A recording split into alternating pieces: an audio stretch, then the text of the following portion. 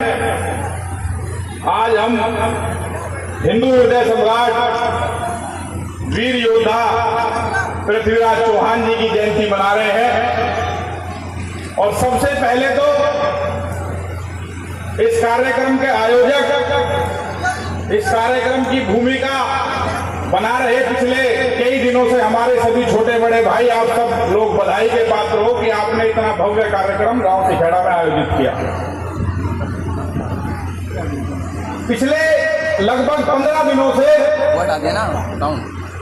देश में अन्य अन्य जगह महाराणा प्रताप जी की जयंती मनाई जा रही है।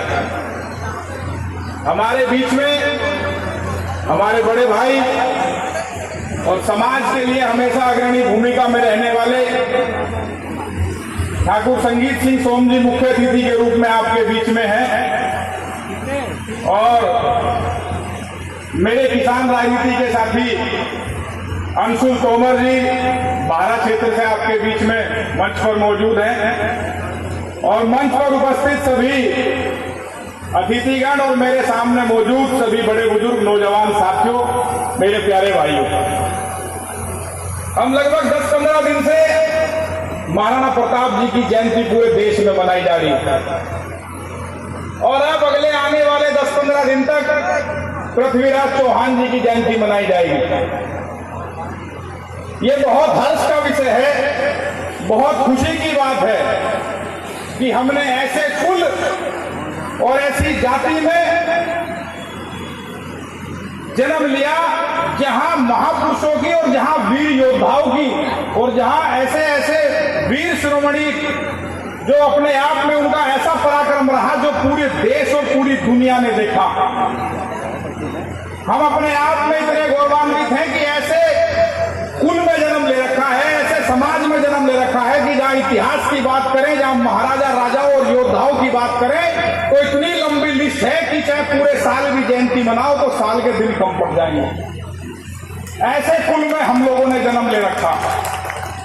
बहुत अपने आप में हमारा समाज अगर समझे तो आपके ऊपर इतना बड़ा दायित्व है कि आप उन महान आत्माओं के वंशज हो जिन्होंने हंसते हंसते अपनी गर्दन कटवा दी लेकिन युद्ध का रण नहीं छोड़ा कभी।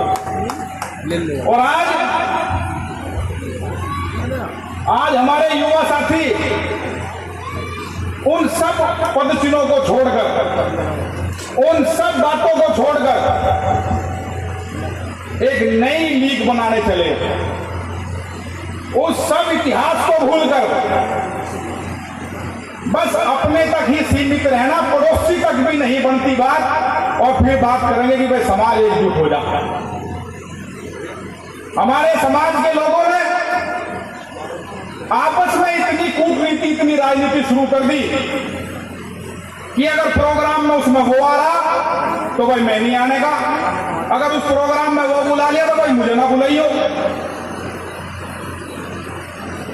हमने ये प्रण ले रखा कि पूरे प्रदेश में, पूरे देश में जहां भी किसी भी कार्यक्रम में हमें बुलाया जाएगा तो समाज का कार्यक्रम होगा, वहां किसी को भी मुख्य अतिथि बनाओ, किसी को भी मुख्य वक्ता बनाओ, लेकिन अगर हमें एक फोन जाएगा या किसी का एक संदेश जाएगा तो हम उस कार्यक्रम में सबसे पहले पहुंचने का प्रयास करेंगे। हमारे लिए समाज बड़ा है, कोई नेता या कोई पार्टी नहीं।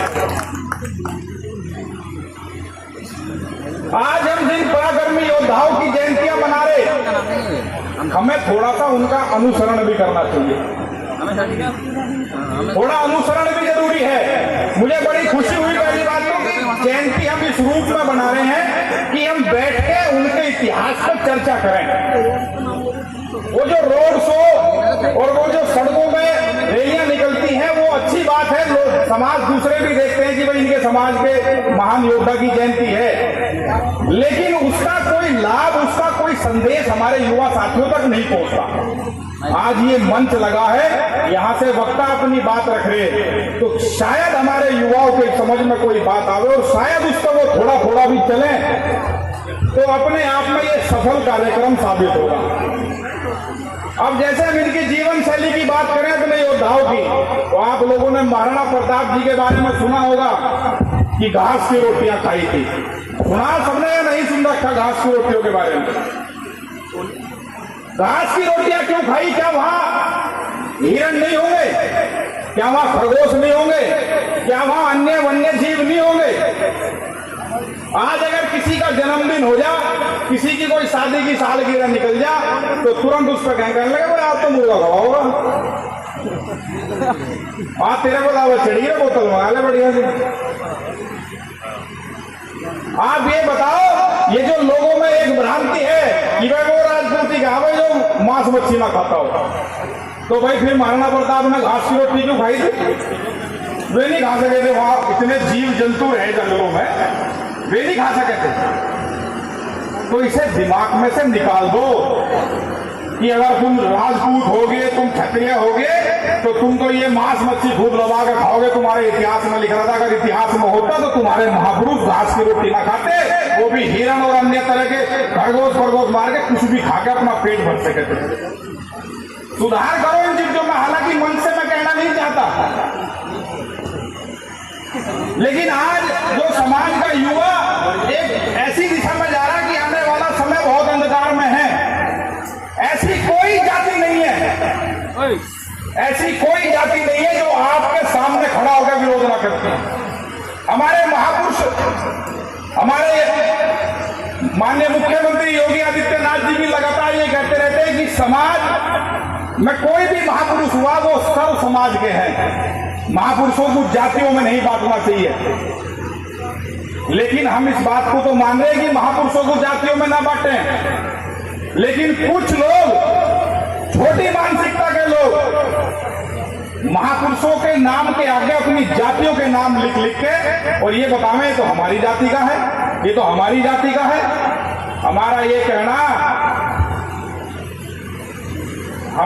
कहना है कि महापुरुष किसी जाति का नहीं होते।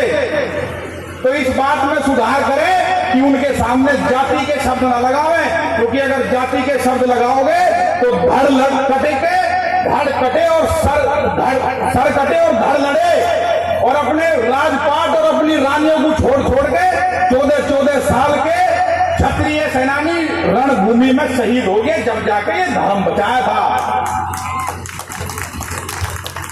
ये फेसबुक पर या व्हाट्सएप पर लिखने से धर्म नहीं बचा, ना ये जाति बची,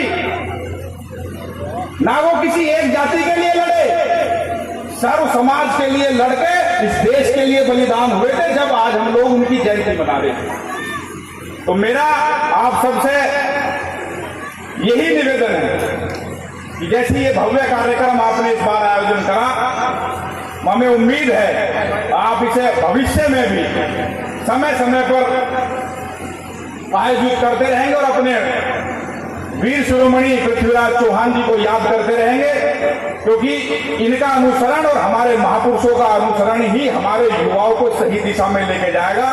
तो मेरे